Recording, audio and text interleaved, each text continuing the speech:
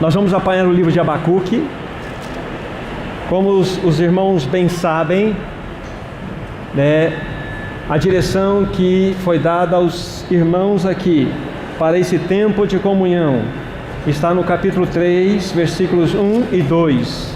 E novamente eu gostaria de ler essa porção com os meus irmãos.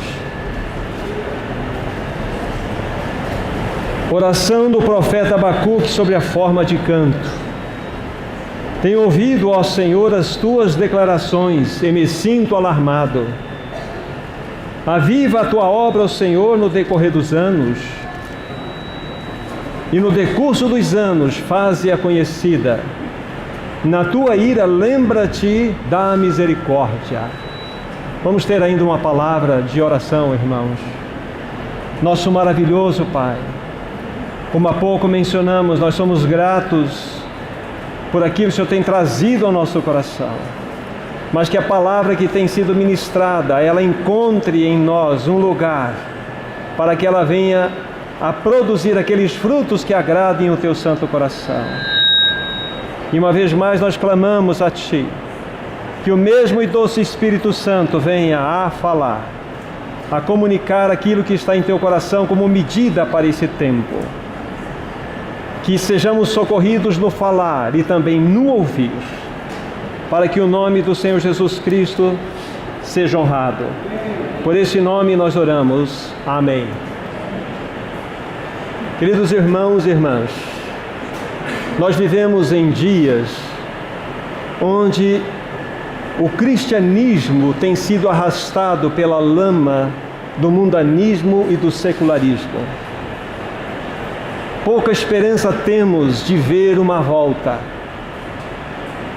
Irmãos e irmãs, nós vivemos dias onde o nome do nosso Senhor Jesus Cristo, ele tem sido usado e mencionado para ser debochado. Nós vivemos em dia onde o seu nome tem sido desonrado. Vivemos em dia onde o nome dele mesmo tem sido blasfemado entre os homens. Tem sido motivo de riso entre os incrédulos. Que tempos especiais nós estamos vivendo, irmãos e irmãs. Nós estamos em dias onde os princípios, a moral e os valores cristãos não somente estão sendo abandonados, não somente deixados de lado, mas estão sendo pisados. E a pergunta que nós devemos fazer a nós mesmos: estas coisas têm incomodado o nosso coração? Isso tem mexido com você? Tem mexido comigo? Vejam bem, o nome do nosso Senhor Jesus Cristo está sendo debochado. O nome dele, ou em torno do nome dele, tem sido feito tanta zombaria. E estas coisas não nos perturbam o quanto deviam fazer. Que dias especiais nós estamos vivendo, irmãos e irmãs. Há, com toda certeza, uma manifestação do maligno nesse tempo do fim, como se fosse um grande dilúvio que estaria passando por essa humanidade, trazendo nessa enxurrada todo tipo de perversidade e imoralidade. Irmãos e irmãs, estas coisas precisam chamar a nossa atenção, precisam incomodar os nossos corações. É impressionante essa onda avassaladora que há sobre a humanidade nesse tempo do fim. Diante de uma situação como esta, nós precisamos sim, urgentemente, de um avivamento. Nós precisamos da intervenção de Deus, porque se Ele não intervir, não haverá esperança para a igreja que vive nesta geração. Como nós precisamos do socorro do Senhor. Quero levantar uma pergunta inicial para os meus irmãos e irmãs, que não será respondida nesse tempo. Mas qual deve ser a nossa reação?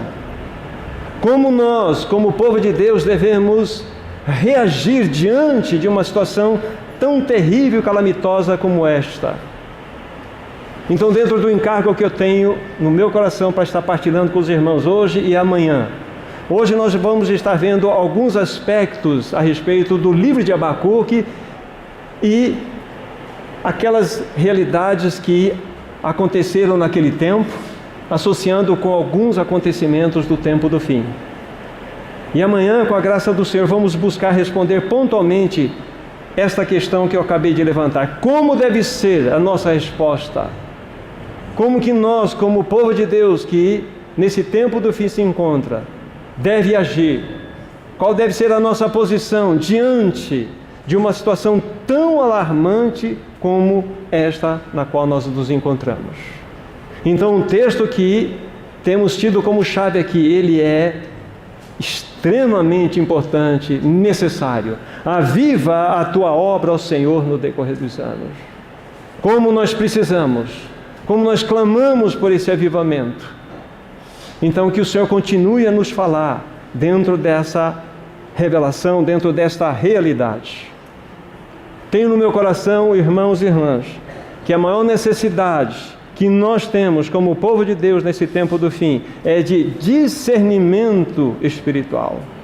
É de nós enxergarmos do ponto de vista de Deus aquilo que nós estamos vivenciando nesse tempo do fim. Nós precisamos que Ele lance luz sobre o nosso coração, sobre os nossos olhos, para que nós vejamos como Ele tem visto tudo isso que está diante dos nossos olhos. Então, o discernimento espiritual é algo fundamental para esse tempo do fim.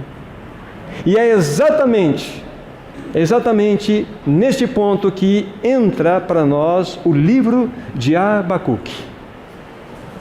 O Senhor procura entre os seus aqueles que têm coração, através do qual, deste coração, Ele possa falar, Ele possa derramar um encargo, lançar um peso, trazer uma palavra. E é exatamente isso que Ele fez com Abacuque. A partir de hoje, olhando a história para o passado, nós temos aproximadamente 2.600 anos até chegarmos no período de Abacuque. E quando nós lemos esse livro de 3 capítulos, 56 versículos, nós temos uma descrição clara, como se nós estivéssemos lendo uma manchete dos últimos dias das notícias atuais. Então Abacuque sim tem muito a nos falar com o que tange a maior necessidade que nós temos nesse tempo do fim, que é um avivamento.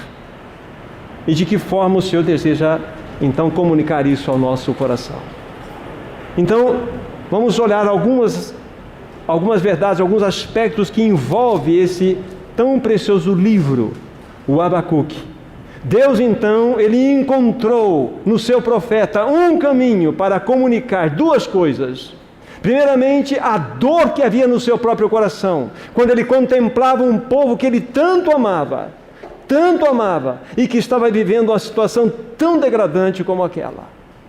Deus iria compartilhar, o Senhor iria compartilhar a dor com Abacuque. Esta seria a primeira motivação da revelação que o Senhor daria a Abacuque. Ele iria mostrar a sua própria dor em relação àquilo que estava acontecendo com o povo que ele tanto amava. E em segundo lugar, ele iria revelar para Abacuque exatamente a condição degradante daquela nação, Judá, aquele reino do sul, na qual encontrava-se. Então eram essas duas grandes revelações que Deus queria, ou o Senhor queria trazer àquela nação. Judá havia virado as costas para o Senhor. E essa expressão, virar as costas para o meu coração, pelo menos, ela é muito pesada. Você dar as costas a alguém. E aquela nação estava dando as costas ao Senhor. Isso precisa tocar o nosso coração. Aquela nação de Judá havia abandonado o Senhor, deixado de lado. É impressionante, quando Judá tomou essa posição de deixar o Senhor, de abandoná-lo, de virar as costas para Ele, uma coisa imediatamente aconteceu. Eles se voltaram para os ídolos cananeus. Começaram a servir novamente a Baal e a Astarote. E veja só como que é uma sequência impressionante. Depois nós vamos ver aqui as passagens. É impressionante. Logo após a idolatria, vem o que? A imoralidade. A imoralidade. Aquele povo virou as costas para o seu Senhor. Imediatamente. Então eles se prostraram diante daqueles ídolos cananeus. Na sequência se tornaram, todos eles, componentes daquele povo, e, além de idólatras, imorais. E na sequência entra um outro aspecto terrível. Eles entraram por um caminho da injustiça. Tudo isso é resultado por quê? Porque eles viraram as costas para o Senhor. Judá estava vivendo uma crise social tremenda, muito profunda. A crise era tamanha que as crianças eram abandonadas à sua própria sorte nas ruas. As mulheres vendiam os seus corpos para poder encontrar alimentos. E aquele povo, mesmo debaixo de uma ação tão forte do Senhor sobre eles, eles não se rendiam ao Senhor. Isso precisa chamar a nossa atenção.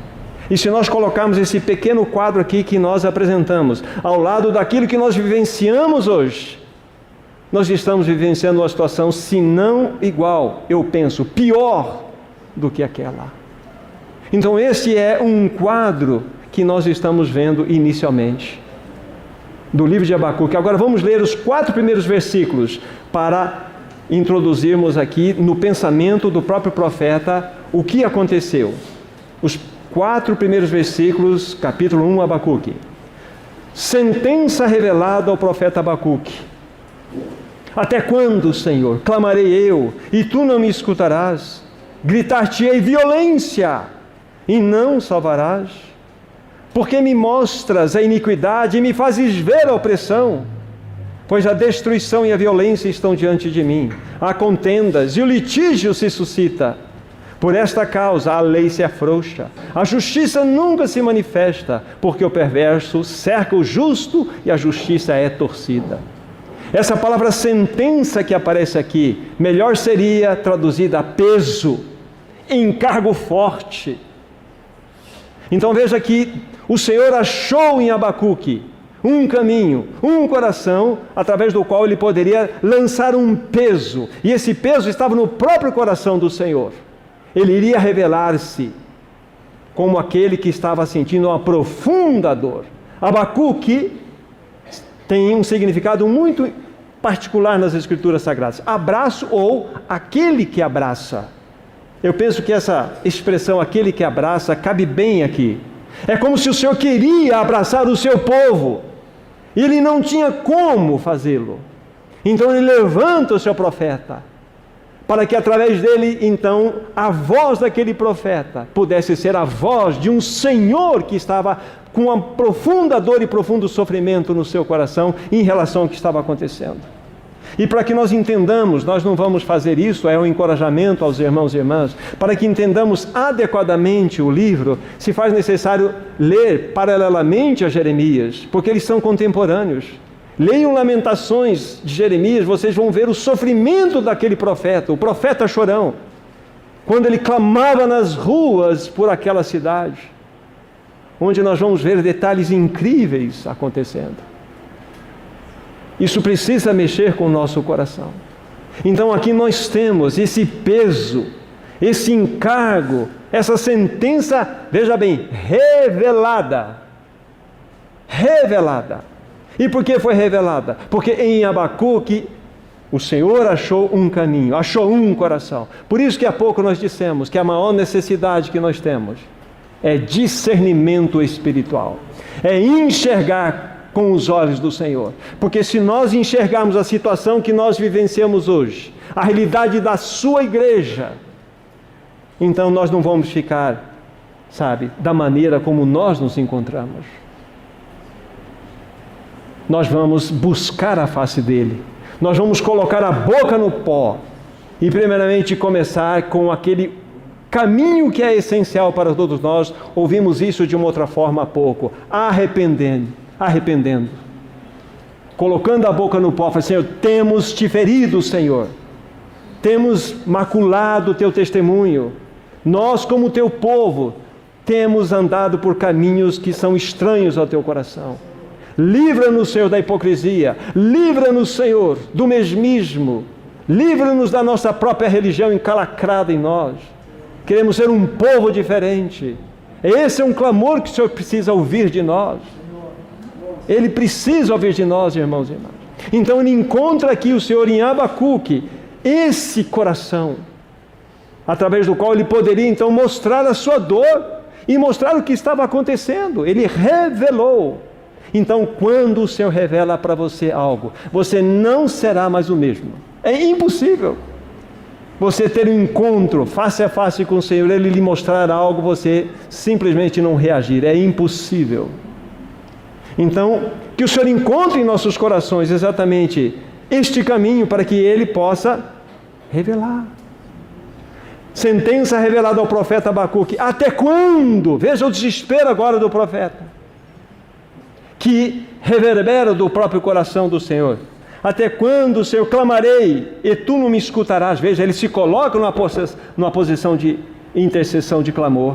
Gritar-te-ei violência e não salvarás. Essa palavra violência, ela vai aparecer 6 vezes nesse mesmo livro. O dicionário Vine, não Strong, o Vine, ele traduz essa palavra Hamas. Vocês já ouviram essa palavra Hamas? Hamas é uma palavra muito interessante para nós. Significa maldade violenta com derramamento de sangue. Isso que estava acontecendo no meio do povo de Judá. Hamas. Eu fiquei impressionado com o significado profundo dessa palavra. E isso acontecendo no meio do povo de Judá. O povo tido como povo do Senhor. Então ele está aqui: gritar-te-ei violência. Olha o que está acontecendo. Um povo que vira as costas para o Senhor só vai colher isto. Olha para a nossa realidade. Porque, olha só, verso 3: por que me mostras a iniquidade e me fazes ver a opressão? Veja só, agora ele está vendo. E aquilo estava perfurando o coração de Abacuque. Estava perfurando, porque era uma situação realmente deplorável. Por que me mostras? Ele não está arguindo com o Senhor? Há contendas e o litígio se suscita. Por esta causa a lei se afrouxa e a justiça nunca se manifesta, porque o perverso cerca o justo e a justiça é torcida. Esta é a realidade daquela nação. Reino do Sul. Encontravam-se aqueles neste contexto. E o peso que veio sobre Abacuque foi exatamente para mostrar esta tão triste realidade. Impressionante. Vê como o profeta vê. Então que os nossos olhos sejam abertos. Como Abacuque, possamos ter os nossos olhos abertos, para que vejamos a dor e o sofrimento dele, quando ele olha para nós, esperando que nós estivéssemos numa realidade e nos encontra em outra. Mas ele quer nos mostrar também a maldade que está imperando no meio do seu próprio povo. Agora nós precisamos fazer, lógico, uma pequena comparação nesse tempo no qual nós estamos inseridos. Nós precisamos fazer essa relação.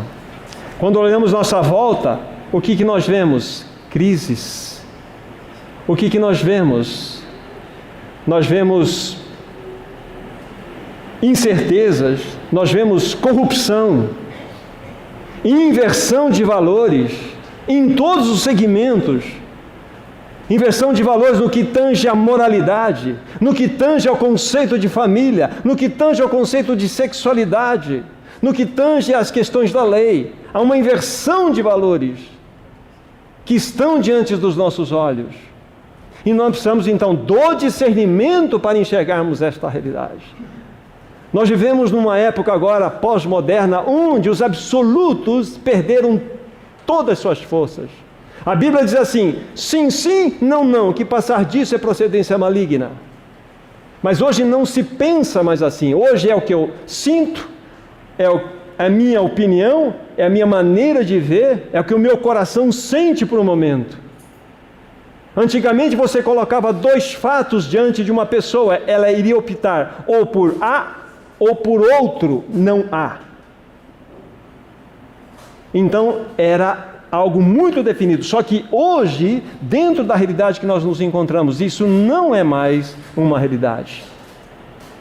Não existe mais absolutos. Nós vivemos num mundo relativista, onde o que é verdade para um não é mais verdade para o outro. E isso acontece, os nossos filhos são muito questionadores com relação a isto. Questionam, mas não é assim, mas eu penso assim, eu não acho que é dessa forma, eu acho que é daquela forma, eu não vejo assim. Lá na escola eu vi dessa forma. Ou seja, perdeu-se a autoridade da fala de um pai, perdeu-se a autoridade da palavra de Deus. Então nós vivemos num contexto pós-moderno. Não precisa nem dizer isto, né? A questão de que a verdade perdeu o seu lugar de soberania. Não existe mais fator de verdade. Hoje nós vivemos num mundo também conhecido pós-verdade, onde a verdade não tem mais o seu valor. O que importa é o que eu sinto, o que eu acho, é o que eu entendo. Irmãos, esse é o contexto que nós vivemos. Mais do que isso. Mais do que isso. E esse é o pior. Nós vivemos num mundo pós-cristão. Pós-cristão. Irmãos, isso é muito sério. Muito sério. Não tenha a menor dúvida de entender isso. É um mundo pós-cristão. Talvez valha a pena fazer algumas poucas considerações sobre isto. O cristianismo nasceu dentro de vamos colocar dessa forma, dentro de um berço, dentro do império romano pagão, onde havia-se todas as distorções das verdades que nós podemos imaginar aqui. O cristianismo nasceu num berço pagão, onde as famílias não tinham valores, as mulheres não tinham valores, as crianças não tinham os valores, os escravos eram comparados a animais, quando não piores, as leis eram completamente a favor do maior. E o cristianismo nasceu dentro dessa realidade. Vale também colocar o seguinte, que quando o Filho Eterno de Deus, que tinha uma natureza santa, perfeita, veio a este mundo, ganhou uma nova natureza no seu sentido, uma natureza humana, sem pecado, ele se tornou uma pessoa com duas naturezas. Ele veio trazer o que nesse mundo? A vida celestial. Ele vem andar de modo celestial nesse mundo. Mas louvado seja Ele, porque Ele realizou uma obra tão maravilhosa naquela cruz, que depois de ter realizado, ascendeu ao céu, está entronizado no mais alto e sublime trono. E quando isso aconteceu, juntamente com o Pai, Ele enviou o Espírito Santo. E naqueles 120 que estavam naquele cenáculo, que eram 120 indivíduos, 1, 2, 3, 4, 5, 120... Quando o Espírito Santo veio sobre eles se tornaram mais do que indivíduos, se tornaram membros uns dos outros e membros do corpo de Cristo, ligados ao cabeça federal que governa esse universo. E toda a realidade desse cabeça é trazida pelo Espírito Santo. Então aquela vida celestial que o Senhor Jesus viveu nessa terra, deve ser vivida pela igreja.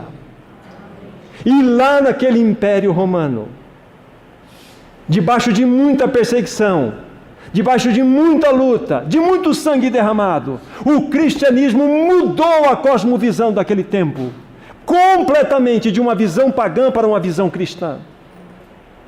Onde as famílias foram valorizadas, onde as mulheres foram valorizadas, onde as crianças foram valorizadas, onde as demais realidades que não tinham valor, ganharam seus valores. E essa cosmovisão, o que significa a cosmovisão? Significa a leitura, a maneira como eu enxergo a realidade na qual estou, como eu enxergo o mundo contemporâneo em que me encontro. E essa verdade, essa cosmovisão durou por 1500 anos, numa influência cristã, e nem todos eram cristãos.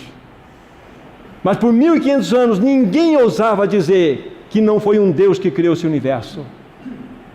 Isso é influência cristã. Existe uma vez só que aparece na Bíblia a palavra ateu. Efésios 2:12. Quando ele vai falar lá que eles estavam sem esperança e sem Deus no mundo. Essa palavra sem Deus é ateos. E essa palavra era aplicada dentro do contexto do panteão grego. Que quando um daqueles que viviam naquela época não cria nos deuses, você é um ateu. E esta palavra nunca mais foi usada por 1500 anos, até no século XVIII, quando novamente ela foi restaurada. Aqui começou a entrar um processo de declínio. Então, o cristianismo, pela vida, influenciou toda uma sociedade ao longo da história. Ao longo da história. Mas hoje, em especial a partir dos anos 60 e 70, nós estamos de fato numa questão pós-cristã. Olhem para as leis que já foram aprovadas, que estarão sendo aprovadas. Nós estamos em descida, irmãos. Rota de colisão. Agora, nós estamos vivendo exatamente o inverso do que os irmãos primitivos viveram. E eles viveram por uma coisa, por causa da vida. A vida de Cristo. É exatamente isso que é o grande tema que vai mostrar o que é um genuíno avivamento.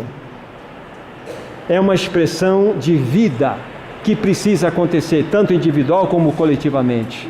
Vida. Não é barulho, não é isso, não é aquilo. É quando a vida toma conta, a vida de Cristo. Então esse é o contexto, irmãos e irmãs, que nós vivemos. É um contexto pós-cristão. Então quando nós vemos essa questão de ideologia de gênero para cá, casamentos de pessoas do mesmo sexo para lá, isso aqui tudo era feito lá no Império Romano. E era feito e era aplaudido como situações muito mais elevadas do que as normais. E pela influência da vida de Cristo, aqueles templos foram fechados, aqueles templos foram demolidos, porque havia uma vida. Irmão, nós estamos num tempo importante da história da igreja. A questão é, estamos sendo sal dessa terra e luz desse mundo? Essa é a grande questão. Então, fazendo uma comparação, a cosmovisão hoje, a leitura da realidade que nós nos encontramos, a leitura da vida, a origem, Deus, etc., ela é pós-cristã. Então nós vamos conversar hoje com os jovens, vamos apresentar o Evangelho. Não pode ser mais da forma antiga. Nós precisamos de ajuda para como entender o coração daquelas pessoas. E hoje, irmãos, me permito fazer aqui um atalho, uma colocação. Os jovens estão perdendo o significado da vida. Os jovens estão perdendo o sentido do viver. Porque é 3 coisas que o ser humano necessita e busca, ainda que inconsciente. 3 coisas. É o significado, o valor e o propósito da vida. E hoje, diante de uma cosmovisão onde Deus foi deixado de lado, onde virou-se as costas para Deus, o que está restando? Desespero, loucura e morte. Esta é a sociedade que nós estamos inseridos hoje. E nós, como cristãos, qual deve ser o nosso papel diante disto? Se você tem o Rei dos Reis habitando em você no Espírito, qual é a tua e a minha responsabilidade nisto? Os jovens estão buscando desenfreadamente respostas para as suas angústias e nós não estamos conseguindo atender. Nós não estamos compreendendo o mundo que eles estão vivendo, irmãos e irmãs. Nós não compreendemos. E nós precisamos compreender isto com a ajuda do Espírito. Imagine só que tragédia se nesse instante nós ganhássemos o poder com essa vida, com a maneira que nós nos encontramos agora, o poder de viver para sempre. Com esse tipo de vida que você tem, que eu tenho. Que tragédia. Conta uma história que um astronauta foi deixado num dos asteroides do espaço aí, deixado à deriva. E deixaram na mão dele 2 frascos. Um tinha veneno e outro tinha o elixir da vida eterna. Quando ele olhou aquela situação, ele estava isolado e falou assim: eu vou tomar veneno, porque o que me resta aqui? Só que ele tomou o frasco errado. Ele tomou o frasco do elixir da vida eterna. Isto, pensa só, viver eternamente numa vida sem sentido, não é loucura? Então, quando as pessoas não têm sentido na sua vida, elas vão buscar de todas as formas uma resposta através da droga, através do sexo, através de todos os tipos de possibilidades, porque não tem sentido. Porque a sociedade deu costas a Deus. A única resposta é o Senhor. A única resposta para o jovem, para todos nós, é o Senhor. E a igreja tem essa resposta, a igreja tem isso, mas nós não estamos conseguindo lá fora transmitir isto. Não é terrível? Muito terrível. Então esse é o contexto que você e eu nos encontramos. Esta é a realidade. Então nós precisamos da ajuda do Senhor. Precisamos do socorro dEle. E aqui em Abacuque, na primeira parte que nós consideramos, vimos que o encargo, aquela carga, o peso foi trazido ao coração dele. E quando tudo isso foi falado a ele, então vem uma palavra do versículo 5 a 11, muito forte, e que eu vou ler rapidamente, fazer algumas poucas observações. Vede entre as nações, olhai, maravilhai-vos e desvanecei, porque realizo em vossos dias obra tal, que vós não crereis quando vos for contada. Pois eis que suscita os caldeus, nação amarga e impetuosa, que marcham pela largura da terra, para apoderar-se de moradas não suas. Eles são pavorosos e terríveis, e criam eles mesmos o seu direito e a sua dignidade. Os seus cavalos são mais ligeiros do que os leopardos, mais ferozes do que os lobos ao anoitecer. São os seus cavaleiros que espalham por toda parte.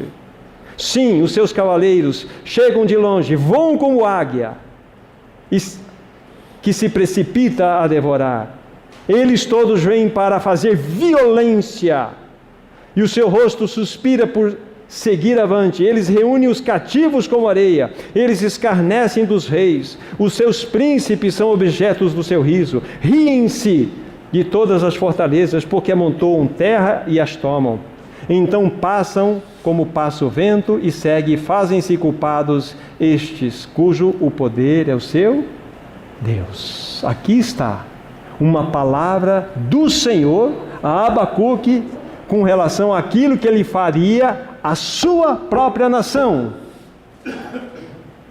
Ele levantaria os caldeus, os babilônios, para chicotear a sua nação, não para destruí-la ou extingui-la, mas para purificá-la. Irmãos, isso é muito sério. Muito sério. Aquele povo que ele tanto amava, seria então entregue nas mãos de um povo terrível, sem piedade e misericórdia, como nós vimos aqui. Esta foi a palavra que o Senhor deu a Abacuque, que aquela nação seria entregue. Isso nos leva a pensar uma coisa: Deus tem duas formas de julgar o seu povo ou o mundo. Duas formas. A primeira delas é por intervenção direta. É só nós pensarmos lá em Gênesis, como foi que ele enviou aquelas pragas. Não foi uma intervenção de Deus? Aí, se nós pensarmos na abertura do Mar Vermelho, que serviu para o povo passar, bênção para o povo dele e maldição para os egípcios, foi intervenção direta de Deus. Lembrem-se de Nadab e Abiú, que ofereceram fogo estranho. Levíticos 10. Em Números 16, Corá, Datã e Abirão, quando eles foram engolidos pela terra, não é intervenção direta de Deus. Então Deus julga assim, mundo, julga a sua própria nação, o seu próprio povo de maneira direta. Como iria acontecer aqui com Judá? Uma intervenção direta. Essa é a primeira forma. Ou então, a segunda forma, ele simplesmente deixa girar as rodas da história. Sabe o que significa isto? Deixa girar as rodas da história. Ele entrega o povo a si mesmo. Ele entrega o seu povo às causas, às leis da causa e o efeito. Ele entrega. Este é um castigo terrível. E o que está acontecendo? Lembre-se de Romanos capítulo 1, quando aquele povo virou as costas para Deus. Veja a sequência lá. Eles não deram glórias a Deus, antes construíram imagens semelhantes, sabe, a criaturas. Por isso Deus os entregou. Então, idolatria, lembra que nós falamos lá? Idolatria e imoralidade, duas coisas muito perto uma da outra. Deus os entregou para Didome. Deus os entregou, ou significando que Deus os entregou aos encargos da sua própria consciência. Lei da causa e efeito. Deus deixou a roda da história virar naturalmente. Isso é um castigo terrível de Deus, quando Ele se afasta. Mas aqui não. Aqui é uma intervenção direta. É uma intervenção onde Ele vai agir. Vai agir. Então, para nós é a mesma verdade. Então, eu fico pensando, Senhor, põe tuas mãos nesse assunto. Se eu preciso jogar um pouco de álcool nessa situação aqui para o fogo pegar. Porque nós estamos apáticos, nós estamos em mornidão, nós estamos vivendo uma lassidão espiritual. Nós estamos a ponto de ser vomitados da boca do Senhor. Porque não estamos vivendo uma vida que honra o nome dEle. Irmãos, nós precisamos levar a sério esse assunto. Nós precisamos falar, Senhor, fala ao nosso coração. Penetra com a sua palavra no meu coração. Perfura a minha alma com a tua palavra. Então esse é um quadro. Olhando para Abacuque aqui, teve aquela revelação, aquele peso veio sobre o coração dele. O Senhor falou o que iria fazer com aquela nação. Aí vem o que? A intercessão, né, versículo 12 em diante, que o profeta, ele iria fazer. Até o versículo 17, capítulo 1, 12 a 17. Não és tu desde a eternidade? Veja só a expressão de graça do profeta. Ó Senhor, meu Deus, ó meu santo, não morreremos. Ó Senhor, para executar juízo puseste aquele povo. Tu, ó rocha, fundaste para servir de disciplina. Tu és tão puro de olhos que não podes ver o mal e a opressão não podes contemplar. Por quê? Pois toleras os que procedem perfidamente e te calas quando o perverso devora aquele que é mais justo do que ele. Porque fazes os homens como os peixes do mar, como répteis que não têm quem os governe. A todos levanta o inimigo com anzol, pesca-os de arrastão e os ajunta na sua rede varredora. Por isso ele se alegra e se regozija. Por isso oferece sacrifício à sua rede e queima incenso à sua varredura. Porque por elas enriqueceu a sua porção e tem gordura a sua comida. Acaso continuará, por isso, esvaziando a sua rede e matando sem piedade os povos? Aqui está o profeta Abacuque, diante daquele que ele chamou, ó meu santo. Aquilo trouxe vamos ver lá depois, trouxe um pavor, um alarme no coração do profeta.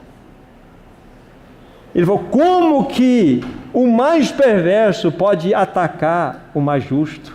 Ou seja, era o pior atacando o ruim. Então Deus, na sua soberania, escolheu, eu vou tratar com a minha nação. Eu vou tratar com a minha nação. Não é impressionante isto? E nós sabemos que aqui nós estamos dentro de um contexto que a primeira leva de cativos que iria para a Babilônia está dentro desse contexto aqui. Então o povo não vai ouvir. Então vêm os babilônios e leva uma grande porção de escravos para a Babilônia. Dentre eles estavam 3 conhecidíssimos: Daniel, Sadraque, Mesaque e Abdenego, foram jovens para a Babilônia. Olha o Senhor na sua infinita graça, preparando uma geração para lá na frente operar novamente. 8 anos mais tarde, novamente a Babilônia vem sobre esse reino, vem sobre Jerusalém e ataca, e leva mais um grupo de cativos. Quem vai nesse grupo? Ezequiel. Olha o Senhor cuidando, veja os seus remanescentes ali. Vai para a Babilônia. 11 anos se passaram depois, e esse reino endurecido permanecia. Então vem os babilônios e destrói, aniquila com tudo, derruba os muros, põe fogo nas portas e envia o restante dos cativos, que irão permanecer lá por 70 anos. Não é impressionante isso? Veja como Deus interviu no seu amor, mas na sua justiça. É impressionante. Então aqui está na intercessão do profeta. Ele levantou e se clamou: como tu vais levantar um povo como este para nos atacar? Como? Mais perverso do que o justo. Na sequência nós vamos ter o quê? No capítulo 2, no versículo 1, o profeta vai se colocar de prontidão. Ele vai dizer assim: por-me-ei na minha torre de vigia, e colocar-me-ei sobre a fortaleza, e vigiarei para ver o que Deus me dirá, e que resposta eu terei da minha queixa. Olha só, então agora ele ouviu o que o Senhor havia dito a ele, ele intercedeu diante do Senhor, com aquela situação de questionamento no seu coração, e depois dessa intercessão ele iria se colocar numa posição de atalaia, de vigia, para buscar compreender a resposta do Senhor, que é do versículo 2 ao versículo 5. O Senhor me respondeu e disse: escreve a visão, grava sobre as tábuas, para que a possa ler até quem passa correndo, porque a visão ainda está para cumprir-se no seu tempo determinado. Mas se apressa para o fim, não falhará. Se tardar, espera-o, porque certamente virá, não tardará. Eis o soberbo, a sua alma não é reta nele, mas o justo viverá pela sua fé.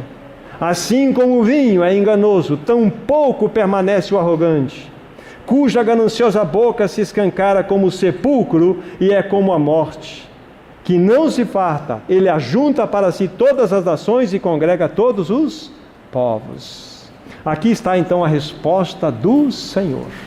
Particularmente, olhando aqui, que é o versículo 4, que ele salta para nós, salta para os nossos olhos. E é exatamente aqui onde Abacuque tem a grande e preciosa revelação do seu coração, que vai mudar completamente o seu discurso. Um discurso de questionamento, de dúvida, vai para um outro caminho que nós vamos ver depois. Mas aqui, quando ele percebe que o soberbo, a sua alma não é reta nele, não prevalecerá, mas o justo viverá por sua fé, isso tem um significado muito grande. E essa expressão, segundo alguns irmãos, seria bem traduzida: mas o justo viverá por minha fidelidade. O justo viverá por minha fidelidade, diz o Senhor. O que é uma vida de fé, senão uma vida de união com o Senhor? Uma vida de união com Ele é quando nós podemos estar identificados com Ele, inseparavelmente identificados com Ele. E nessa vida de união com Ele, que é uma vida de fé, é nós vivemos segundo a fidelidade dEle. A fé é um dom de Deus. A fé é produzida pela palavra de Deus. É nos dado a fé e é nos exigido a fé. Nós temos que crer, porque nós temos caminho pelos quais nos foram dados a essa realidade. Então, o justo viverá a sua fé. Fé é agarrar-se com firmeza à pessoa do Senhor. Foi o que Abacuque fez. Ele agarrou-se com firmeza de que aquele Senhor estava agindo com a maior pureza, com a maior justiça, na sua maior demonstração de amor também por aquela nação tão rebelde e que precisava passar por um juízo. Então aqui está um segredo importante para nós, para compreendermos como que mudou a tônica, mudou a compreensão ou a visão que Abacuque estava tendo. Ainda que paulatinamente ele estava tendo seus olhos e coração abertos ali. Mas chegou nesse determinado momento, os seus olhos se abriram, porque o justo viverá pela fidelidade do Senhor. O justo viverá por uma vida de identificação com o Senhor, com uma vida de união com Ele. Isso é maravilhoso, irmãos e irmãs. Agora, na sequência, nós temos do versículo 6, que nós não vamos ver, até o versículo 20, aqueles 5 ais que são proferidos contra os caldeus. Ai, ai, ai, ai. Então vem aqui uma palavra extremamente forte contra aqueles agressores que exacerbaram ou se excederam naquilo que iriam fazer contra a nação de Judá. Então vem o Senhor dizendo o seguinte: Judá será punida, mas estes também serão punidos. Que até então havia uma briga entre os impérios egípcios, assírios, o assírio, Egito, de Assíria e também Babilônia. E a Babilônia depois varreu tudo, até que depois ela vai ser conquistada futuramente. Então era uma nação que marchava com sangue nas mãos. Então Deus usaria esta nação caldeia, os caldeus, para ser um chicote em Judá, na sua nação. Não para destruí-la, mas para purificá-la. E Deus vai fazer isso, Ele precisa fazer isso, e fez isto. Então, nós estamos numa situação bem assim, que se o chicote vir sobre nós, merecidamente virá. Imagine, Abacuque estava vivendo isso, Jeremias estava vivendo isto. Como Josué e Caleb foram para o desterro no deserto, aqui está.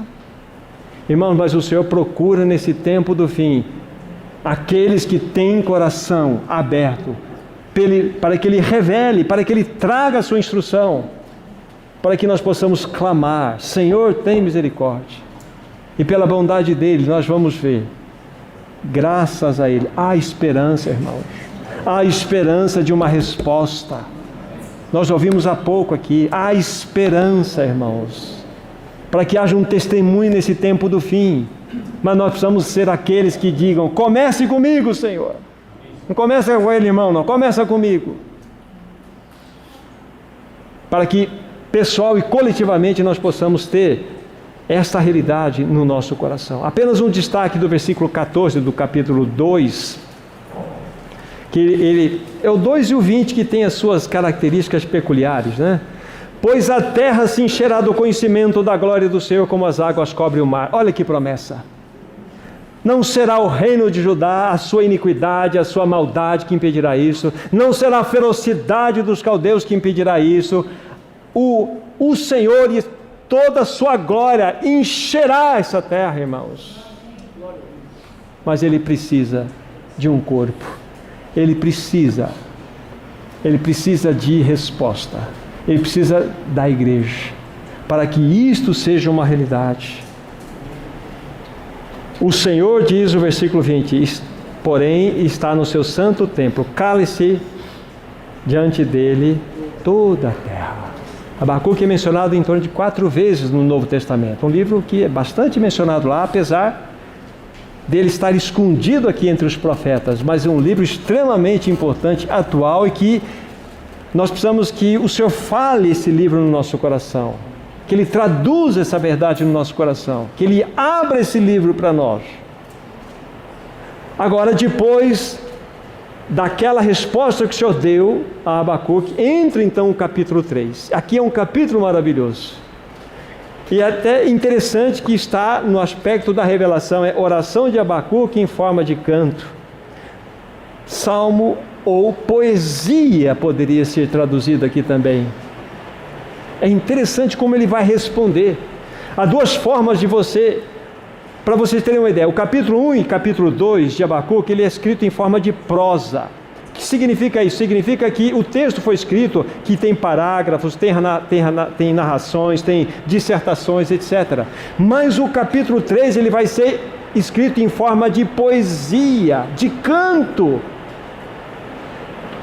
Não vou entrar nesses detalhes, mesmo porque há irmãos mais capazes de dar aqui uma colocação para vocês. Mas existe uma forma poética no hebraico chamado paralelismo, que é lindo, e ele se encontra aqui. E quando o Senhor quer revelar uma verdade muito pontual ao seu povo, de muita graça, de muita realidade, ele usa a sua poesia. E aqui então, aquele profeta que estava tão cheio de dúvida, tão cheio de incerteza, tão cheio de angústia no coração, ele passa agora, através de um poema, a tratar o assunto. É o capítulo 3. Aí entra o que nós já lemos, né? Ele clama, ele se sente alarmado, do que é o versículo 2 que fala: eu me sinto alarmado, apavorado, aviva a tua obra, ó Senhor, no decorrer dos anos. Aí do versículo 3 em diante, até o versículo 15, ele começa a mostrar algo muito importante para nós, muito importante. Ele começa a fazer uma demonstração de tudo aquilo que referiu-se à glória de Deus manifestada nos céus e na terra. Veja o versículo 3 apenas. Deus vem de Temã, e do monte de Parã vem o santo, a sua glória cobre os céus e a terra enche do seu louvor. Irmãos, isso é tremendamente importante para nós. Ele começa a descrever então aqui a majestade, a autoridade, a glória de Deus, tanto no que tange nos primeiros versos até o versículo 12, nas suas conquistas contra os seus inimigos, na derrocada dos aqueles que se levantavam contra o seu povo, como também até o seu final, ele começa a mostrar o quão ele é maravilhoso com os justos, o quão ele livra poderosamente os seus. Os irmãos vão ver isso com detalhes depois, nos estudos pessoais. Então aqui isso é em forma de poema, é em forma, de uma poesia, em forma de salmo. Isso é maravilhoso, maravilhoso. É por isso que, aí o versículo 16, apenas para fazer uma observação, quando Abacuque ouve isto, a respeito da majestosa glória de Deus, da sua autoridade, do seu poder, que foi demonstrado desde o Monte Sinai, desde o tempo dos juízes, desde a travessia do Mar Vermelho, desde o Jordão. Deus marchou triunfantemente com o seu povo. Quando ele teve isso em revelação e saberia que Deus iria julgar aquela nação, o versículo 16 diz assim: ouvi-o, ele ouviu aquilo, e o meu íntimo se comoveu à sua voz, tremeram os meus lábios, entrou a podridão nos meus ossos, e os joelhos me vacilaram, pois em silêncio devo esperar o dia da angústia que virá contra o povo que nos acomete. Então, houve uma profunda revelação de que Deus iria manifestar o quê? A sua justiça. Ele não deixaria impune nem a sua nação e nem aquela nação que ele mesmo levantou para punir os seus. Porque Deus é um Deus justo. É por isso que, no final do versículo 2, diz lá: na tua ira lembra-te da misericórdia. Ele é assim. Aí entra de modo especial os versículos 17 a 19.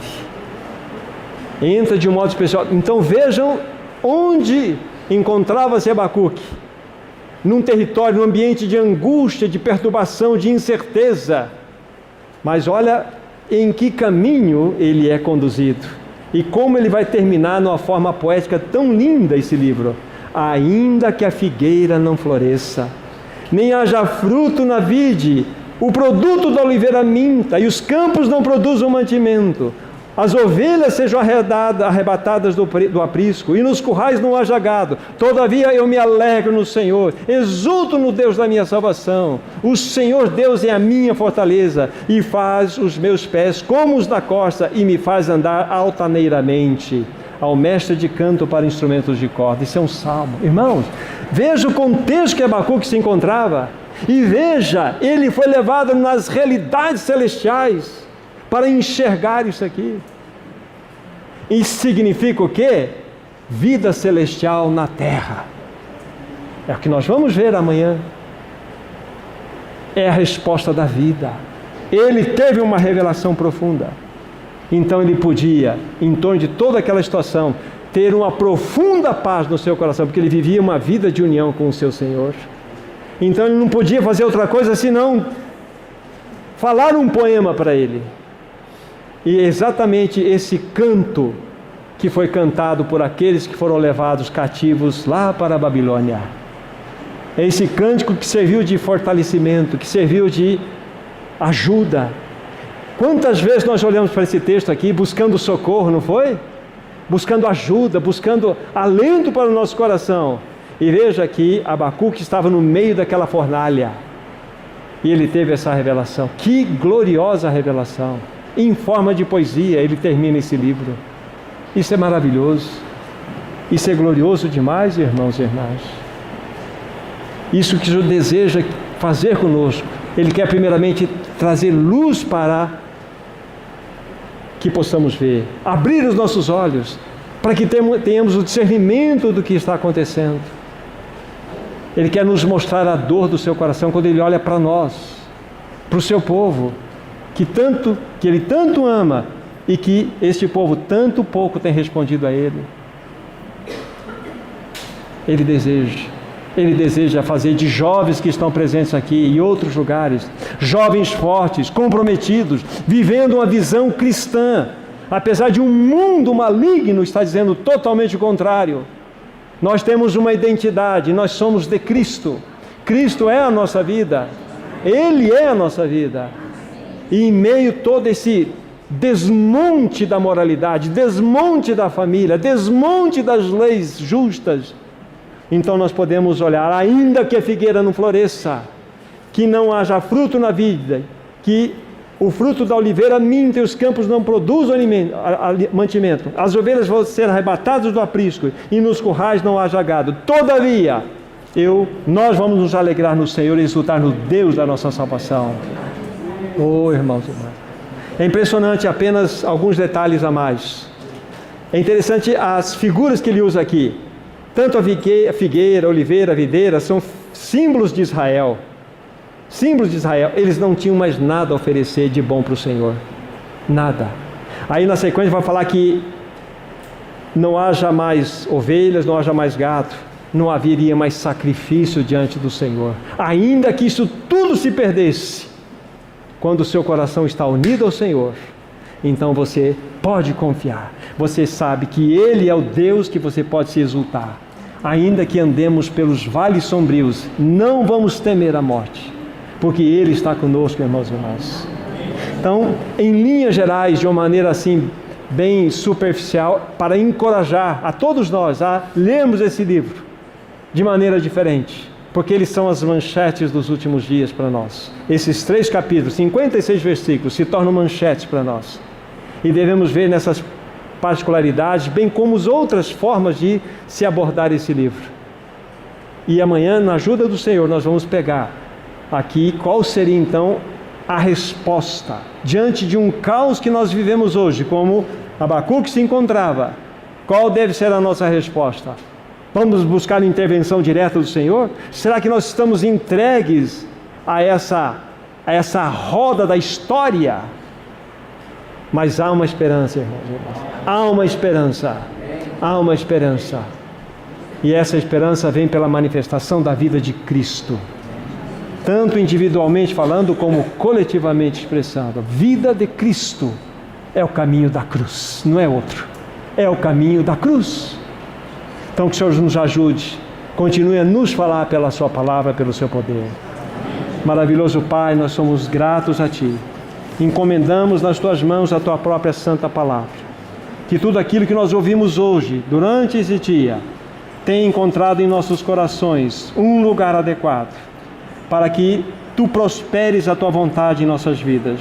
Não queremos ser aqueles que ouvem e não colocam por prática, mas pelo poder do teu Espírito que nos habita, queremos responder à tua palavra.